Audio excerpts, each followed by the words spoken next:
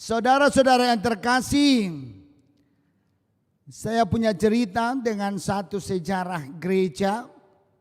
Di suatu daerah ada gereja yang membuat suatu kebiasaan yang tidak pernah terjadi di gereja lain.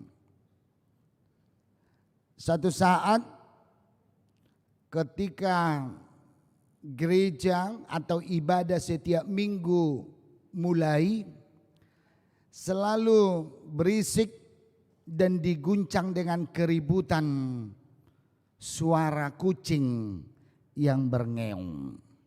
Setiap memulai, setiap liturgis memulai, mari kita mulai ibadah, ngeong katanya gitu. Jadi suatu waktu pendeta mau berkhotbah, dia merasa terganggu dengan suara kucing ini.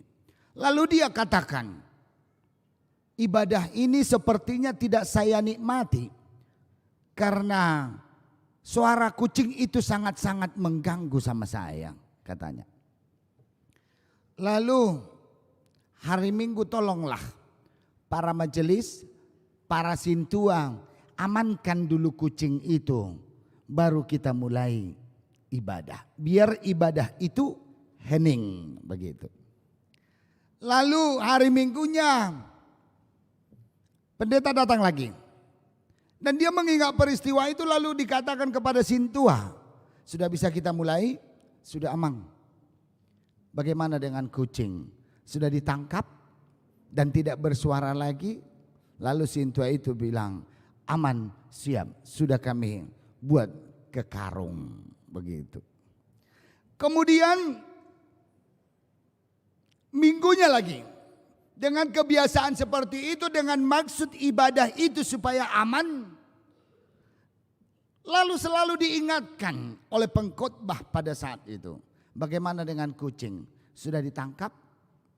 Sudah. Berjalan kebiasaan ini, berjalan kebiasaan itu terus menerus. Lalu sudah dianggap menjadi kebiasaan dan tidak perlu ditegur lagi untuk 2 bulan kemudian. Setiap mau masuk gereja dan sudah ada jadwalnya, sintua penangkap kucing. Oleh karena itu berganti pendetanya, berganti para sintuanya, ada yang pensiun, ada yang masih muda juga masuk. Tetapi kebiasaan itu sudah terjadi sehingga setiap mau masuk gereja harus ada kucing yang mau ditangkap. Tiba-tiba pendetanya ada yang baru. Lalu pendeta ini bertanya, sudah bisa kita mulai? Lalu sintua ini bilang, belum amang karena belum ada kucing yang mau ditangkap. Akhirnya itu sudah menjadi aturan dan menjadi kebiasaan dalam gereja itu. Setiap memulai ibadah harus ada kucing yang ditangkap. Lalu bisa saja terhalang dan terganggu dan ibadah itu ditunda karena kucing tidak ada. Pada awalnya kucing ini yang mengganggu, tetapi pada akhirnya kucing itu menjadi selebritis di tengah-tengah gereja. Dan kucing itu penentu di tengah-tengah gereja. Saudara-saudara yang terkasih, apa yang mau saya katakan? Dalam kehidupan kita, kita biasa melakukan sesuatu hal tanpa kita pikirkan apa dan tujuan, sehingga bisa kita memaknai aktivitas kita itu sudah menjadi kebiasaan. Sekalipun kita tidak mengetahui apa makna, apa arti kita lakukan. Kita tidak mengetahui kenapa itu bisa terjadi. Kalau kita telusuri latar belakangnya, tentunya kucing itu yang mengganggu. Tetapi pada akhirnya kucing itu menjadi punya peranan di dalam gereja. Coba saudara-saudara bayangkan, tidak bisa masuk gereja sebelum kucing ada. Sebelum ada kucing yang ditangkap oleh sintua. Sungguh luar biasa. Saudara-saudara yang terkasih, terkadang dalam kehidupan kita juga sering demikian. Kehidupan ini, perjalanan kehidupan ini kita jadikan hanya kebiasaan saja. Kita jadikan hanya rutinitas saja. Sehingga arti dan maknanya kita tidak memahami. Saudara-saudara, bagaimana dengan haporseon atau iman kita? Tentunya sudah menjadi kebiasaan orang Kristen itu dituntut supaya berdoa itu kita lakukan pada saat mau makan. Tetapi bisakah kita rasakan apa makna doa itu dan pengaruh dan buah daripada doa itu? Tentunya dalam kehidupan kita hanya rutinitas, hanya kebiasaan sehingga buah hilang daripada apa yang sudah kita lakukan. Saudara-saudara yang terkasih, bagaimana dengan ibadah kita pada saat ini? Ada bahasa Batak mengatakan begini. Emena masak digagak ursak. Imana masa imaniula. Artinya mengerjakan sesuatu sesuai dengan yang terjadi. Saya takutnya ya biasanya hari Minggu ke gereja orang, ya udah deh ke gereja aja. Tapi maknanya apa? Yang biasanya berdoa orang pas masuk ke gereja, ya udah tutup mata aja, memang begitu kok kebiasaan. Tapi maknanya apa? Sering sekali dalam kehidupan kita terjadi seperti itu, kita lakukan karena kebiasaan, di luar kita memaknai apa sih yang mau kita buat. Apa yang mau kita ambil dari buah itu. Saudara-saudara yang terkasih, tentunya dalam gereja juga demikian. Jangan kita jadikan ini hanya rutinitas. Jangan kita jadikan ini hanya kebiasaan, tetapi sungguh-sungguh persekutuan ini adalah persekutuan yang diinginkan oleh Tuhan. Saudara-saudara yang terkasih, pemazmur dikatakan pada firman Tuhan saat ini, ibadah itu sangat luar biasa, kata Mazmur Asaf. Ibadah itu sangat luar biasa, tetapi di dalam ibadah itu dijadikan ibadah itu hanya hura-hura. Hanya kebiasaan saja. Ibadah itu tidak mempunyai makna yang luar biasa. Ibadah itu dilakukannya memberikan persembahan, memberikan pujian kepada Tuhan. Tetapi orang-orang yang beribadah itu tidak beribadah. Artinya hatinya tidak bisa dikontrol.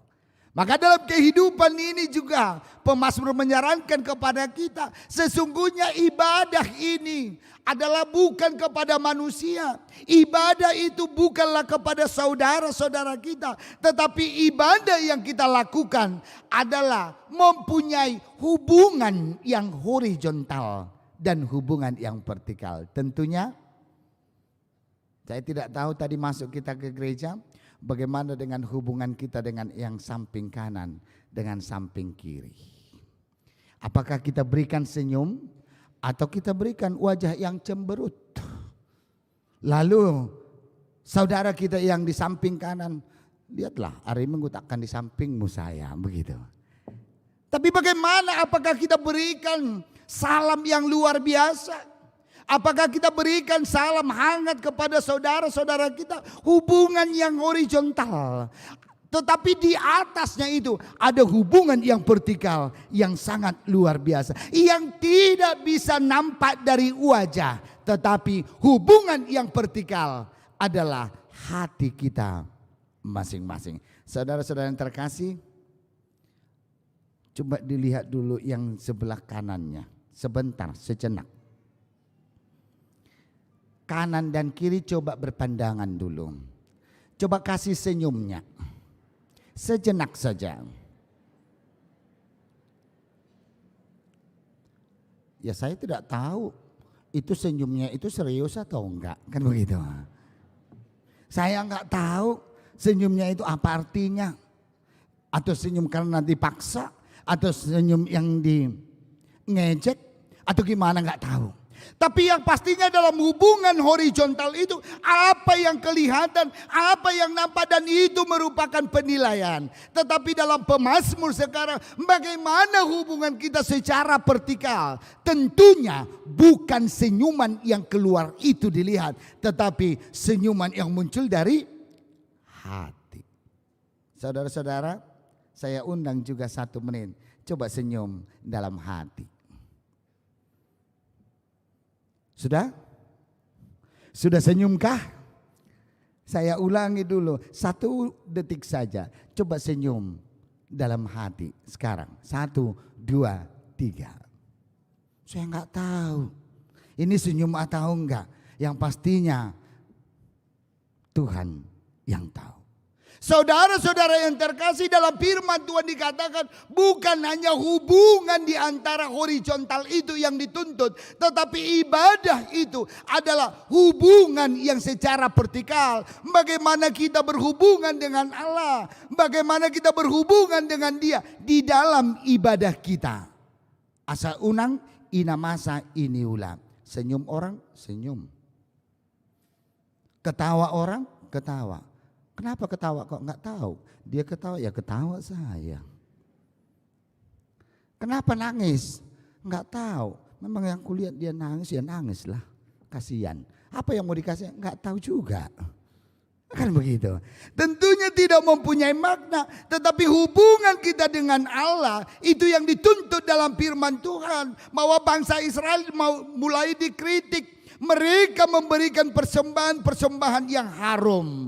Mereka yang memberikan yang terbaik bagi Tuhan. Mereka melakukan ibadah-ibadah sepenuhnya. Tetapi hati mereka tidak berhubungan dengan Allah. Saudara-saudara yang terkasih, pemazmur Asaf mengatakan Tuhan adalah hakim yang adil. Saudara-saudara yang terkasih, sehingga dalam kehidupan kita ini sering kita memaknai apa yang terjadi dalam kehidupan kita, sulit memaknai apakah itu dari Allah atau tidak. Ketika kita galau, bagaimana dengan penglihatan kita dan penilaian kita dengan kegalauan itu? Ini dari Tuhan atau enggak? Kalau dari Tuhan kegalauan kita, kok kejam kali sih? Kalau bukan dari Tuhan, kok Tuhan gak melihat saya? Sehingga sering kegalauan kita itu dan berkat yang kita terima salah mengertikan dan salah menilai itu apakah dari Allah atau bukan. Sehingga apa yang terjadi dalam kehidupan kita sering menimbulkan kekecewaan. Saudara-saudara yang terkasih, bagaimana hubungan kita secara vertikal? Saudara-saudara yang terkasih, ada 3 zaman di dalam Alkitab. Zaman yang pertama adalah zaman hukum dan berkat. Itu tertuang di dalam perjanjian lama. Maka kalau kita lihat dia dalam perjanjian lama, selalu itu hukum dan berkat itu berbarengan dan penuh dengan keadilan. Masih ingat mungkin ketika Allah menciptakan Adam dan Hawa. Allah menciptakan Adam dan Hawa adalah dari tangan Allah sendiri. Allah yang membentuk manusia itu, lalu Allah mengembuskan napas kehidupan. Bisa saya simpulkan bahwa manusia itu adalah karya tangan Allah sendiri. Ya mungkin sangat kecewa kalau kita memasak satu masakan lalu tidak selera orang memakannya. Kecewa enggak? Sudah kita tata masakan ini, kita sudah ramu masakan ini, tetapi dicicipi orang pun tidak ada orang yang mencicipi, mungkin kecewa kita. Dan bahkan kalau kita juga enggak selera memakannya itu sudah sangat luar biasa. Tetapi ketika orang mampu menikmatinya dan merasakan enaknya masakan itu merupakan suatu sukacita bagi kita. Sekarang Allah menciptakan manusia dengan tangannya sendiri. Mungkinkah Allah menghukum manusia itu? Saya pikir pemikiran logika tidak mungkin. Mungkinkah Allah menghancurkan manusia oleh karena karya tangan Allah sendiri? Logika saya bilang tidak mungkin. Tetapi kenyataan dalam kehidupan Adam dan Hawa, manusia yang diciptakan oleh Allah itu dihukum dan dibuang oleh Allah ketika manusia itu jatuh ke dalam dosa. Apa yang mau saya katakan? Sungguh luar biasa keadilan Allah menghakimi umat manusia. Sekalipun karya Allah, sekalipun ciptaan Allah, tetapi Dia sendiri yang menghukum. Artinya pada zaman itu masih terjadi zaman hukum dan berkat. Saudara-saudara yang terkasih, zaman yang kedua adalah zaman pengampunan. Pengampunan sudah masuk ke dalam perjanjian baru. Maka saat ini kita masuk dalam dunia perjanjian baru, yaitu zaman pengampunan. Oleh karena itu saudara-saudara, jangan langsung bersungguh-sungguh ketika melihat saudara kita. Ada tetangga saya, perlakuannya tidak pernah gereja dan selalu tidak ada komunikasinya dengan orang, dunia sosialnya tidak ada. Dan dia saya lihat orang-orang yang tidak benar juga, tetapi rezeki dan luar biasa kepadanya. Sehingga kita sering bertanya, masa naik ngate? Itu bandel banget. Nah jugatan, makatai pidang iboto. Tetapi anaknya kok berhasil semua. Seolah-olah Allah itu tidak adil, kan begitu. Sehingga masuk kita ke zaman dunia perjanjian baru adalah zaman pengampunan. Maka ketika kita kembali ke dalam perjanjian lama, orang yang berdosa akan dihukum oleh Allah. Orang yang berdosa akan di bumi hanguskan oleh Allah. Sekarang pertanyaannya, masih layakkah kita hidup sampai sekarang? Saya pikir tidak. Bisa dan berani kita katakan tiada hari tanpa dosa yang kita lakukan. Tetapi karena kita sudah masuk ke dalam dunia perjanjian baru, kita sudah masuk di dalam zaman pengampunan. Allah yang baik, Allah yang setia mau mengampuni. Allah ini oleh karena itu sekalipun kita berdosa, tapi bawalah dosamu kepada Tuhan, maka kita akan diampuni. Zaman pengampunan ditandai dengan kematian Yesus Kristus. Yang ketiga, zaman penghakiman. Zaman penghakiman itu belum dapat. Zaman penghakiman itu belum terwujud. Dan dalam hidup kita ini, zaman penghakimanlah yang kita tunggu-tunggu. Saudara-saudaraku, nantinya dalam zaman penghakiman Allah akan datang melalui Yesus Kristus. Dia akan menghakimi orang yang hidup dan yang mati. Lalu pada saat itu nantinya tidak ada lagi pengampunan. Masa dan zaman pengampunan sudah berlalu, maka zaman penghakiman akan datang. Maka tidak ada tawar menawar ketika Kristus datang kedua kalinya. Tuhan, jangan datang dulu. Tunggu nikah dulu saya. Tidak bisa lagi. Unang joroho Tuhan, tunggu tamat dulu saya. Tidak bisa lagi. Karena zaman penghakiman itu adalah milik Allah. Dan itulah yang kita nantikan sekarang. Dalam zaman penghakiman itu tidak ada tawar menawar. Asiroham Tuhan, lepaskanlah saya. Tidak ada lagi. Tetapi Tuhan yang maha adil, hakim yang adil akan menempatkan kita sesuai dengan keadilannya. Saudara-saudaraku, maka dalam zaman pengampunan ini, inilah yang mau kita persiapkan menuju ke depannya. Supaya kita mendapat suatu keberhasilan dalam hari penghakiman nanti. Allah tidak mau dan tidak suka. Dan keadilan Allah sungguh luar biasa. Oleh karena itu Allah yang adil tidak mau ditawar-tawar. Sehingga pergunakan waktumu dalam masa pengampunan ini mempersiapkan kedatangan Kristus yang kedua kalinya. Dalam ibadah kita ini juga apa yang harus kita persiapkan? Hubungan yang vertikal dengan Allah. Justru itu yang mau kita persiapkan. Menantikan Kristus yang kedua kalinya. Saudara-saudara yang terkasih, pada saat Kristus datang kedua kalinya, dia akan datang menghakimi orang yang hidup dan yang mati. Dia akan menghakimi orang yang hidup dan yang mati. Dan orang percaya akan diselamatkan. Tetapi orang yang tidak percaya akan dihukum. Saudara-saudara yang terkasih, bisa saya katakan ketika kita menjadi orang yang percaya, bukti nyata adalah persekutuan kita ini. Tapi bagi Tuhan tidak bisa bukti nyata dalam persekutuan ini. Tetapi apa yang dilihat Tuhan dalam diri kita dalam ibadah ini adalah hati kita masing-masing. Maka beribadahlah sesuai dan yang tergerak dari hati. Dan mari kita berikan hati kita dalam ibadah ini untuk menyambut kedatangan Kristus yang kedua kalinya. Untuk itu saudara-saudara yang terkasih, mari kita buat ibadah ini adalah untuk Tuhan. Ibadah ini adalah secara khusus bagi Tuhan. Oleh karena itu dalam ibadah ini mari kita persiapkan hati dan pikiran kita agar ibadah ini direstui dan diinginkan oleh Allah. Agar jangan seperti ibadah yang sudah dilakukan oleh bangsa Israel. Ibadah yang mewah, ibadah yang meriah, tetapi hati mereka beralih dari Allah. Saudara-saudara yang terkasih, dalam hubungan horizontal bisa kita bersekutu dengan saudara-saudara kita.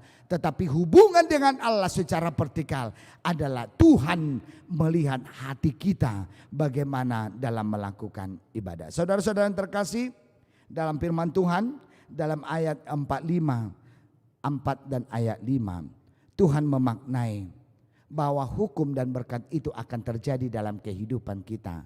Dan kita harus memaknai juga bahwa Allah akan memberikan dan memakai ciptaannya untuk melakukan dan mewujudkan sesuai dengan kehendak Tuhan. Oleh karena itu, apa yang terjadi dalam kehidupan kita, mari memaknai dan memahami dengan iman kita. Sehingga apa yang terjadi dalam kehidupan kita bukan berarti Allah tidak ikut campur tangan. Bukan berarti Allah meninggalkan kita. Tetapi segala perjalanan hidup kita, hati kita harus berbicara, biarlah kehendak-Mu yang jadi. Saudara-saudara yang terkasih, sering sekali kita tidak mampu memaknai bagaimana karya Allah dalam kehidupan kita. Bagaimana Allah merancang kehidupan kita sehingga tumbuh keberhasilan, timbul keberhasilan, dan keberhasilan yang kita raih sering kita hanya mengandalkan akal dan pikiran. Dan kegalauan yang kita hadapi sering kita mengandalkan akal dan pikiran sehingga menimbulkan keputusasaan. Tetapi dalam firman Tuhan dikatakan bahwa apa yang kita alami, apa yang kita hadapi adalah Tuhan menegur kita. Tuhan berbicara dengan kita. Saudara-saudara yang terkasih, sepertinya sangat tertarik ketika mau dan ketika bisa Allah berbicara secara fisik dengan kita. Ya, kalau kita lihat perjanjian lama, Allah berbicara dengan nabi-nabinya. Allah berbicara dengan orang-orang yang dipilihnya. Lalu pertanyaan sekarang, apakah Allah masih bisa berbicara dengan saya? Apakah Allah masih bisa berbicara dengan kita? Tentu jawabannya adalah ya. Tetapi Tuhan memakai alatnya.